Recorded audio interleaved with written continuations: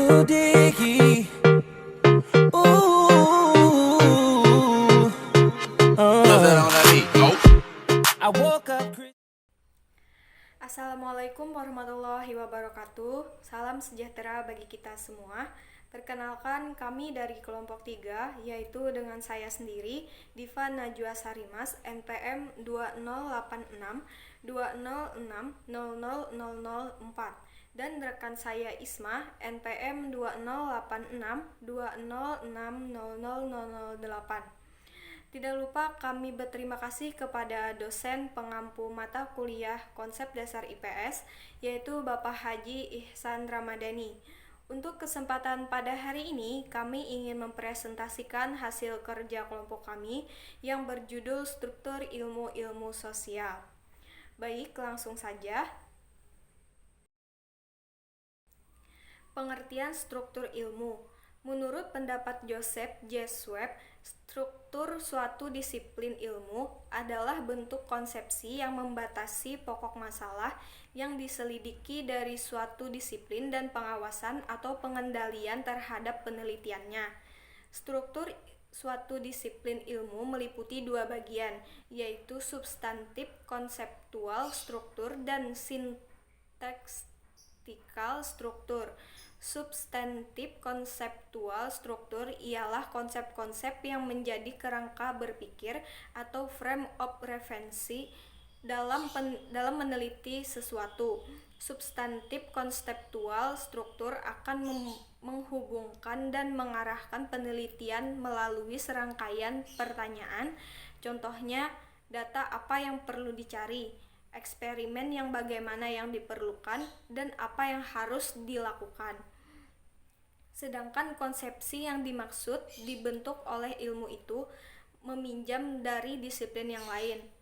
Sintaktikal struktur berhubungan dengan inquiry atau penelitian yang dilakukan oleh disiplin itu.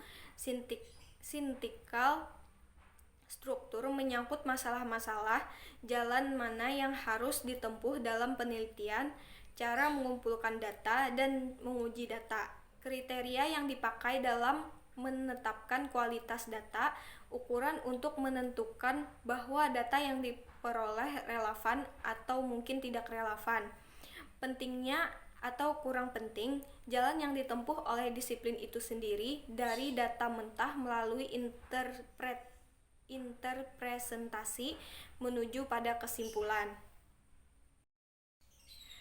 Peranan dan pengertian fakta. Menurut Oxford Advanced Learner Dictionary of Current English, yang dimaksud fakta adalah sebagai berikut. Pertama, sesuatu yang digunakan untuk mengacu pada situasi tertentu atau khusus. Kedua, kualitas atau sifat yang aktual atau nyata atau disebut atas dasar fakta-fakta, kenyataan-kenyataan fisik atau pengalaman praktis sebagainya. Dibedakan dengan imajinasi, suatu hal yang dikenal sebagai yang benar-benar ada dan terjadi, terutama yang spekulasi atau teori. Ketiga, dapat dibentuk oleh evidensi atau bukti yang benar atau dinyatakan benar-benar terjadi. Keempat, hal yang terjadi dapat membuktikan oleh hal-hal yang benar, bukan oleh berbagai hal yang telah ditemukan. Yang kelima, sesuatu penegasan, pernyataan, atau informasi yang berisi atau berarti mengandung sesuatu memiliki kenyataan objektif. Dalam arti luas adalah sesuatu yang ditampilkan dengan benar atau salah karena memiliki realitis objektif. Sebagai contoh, menurut Carr, para sejarawan memperoleh fakta-fakta itu dari dokumen, inskripsi, dan ilmu-ilmu bantu sejarah lainnya, seperti arkeologi, epigrafik, numismatik, dan kronologi. Disinilah para sejarawan harus pandai menyeleksi terhadap apa yang dijadikan fakta tersebut. Selanjutnya, dengan mengutip pendapat Pirandello, menganalogikan bahwa fakta ibarat karung goni baru dapat berdiri tegak setelah diisi sesuatu di dalamnya. Jadi, jika terdapat ungkapan fakta berbicara untuk diri sendiri, hal itu saja tidak benar, karena bagaimanapun keberadaan fakta itu kehadiran atas kehendak sejarawan yang memilihnya dan menganggapnya relevan dengan kebutuhan penelitian.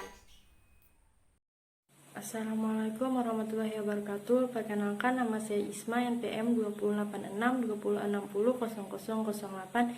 Di sini saya akan melanjutkan penjelasan dari Dipa Najwa Sarimas. 2. Pengertian dan peranan konsep. Menurut Schwab, konsep merupakan abstraksi suatu konstruksi logis yang terbentuk dengan kesan, tanggapan, dan pengalaman-pengalaman kompleks. Sebagai contoh, gunung.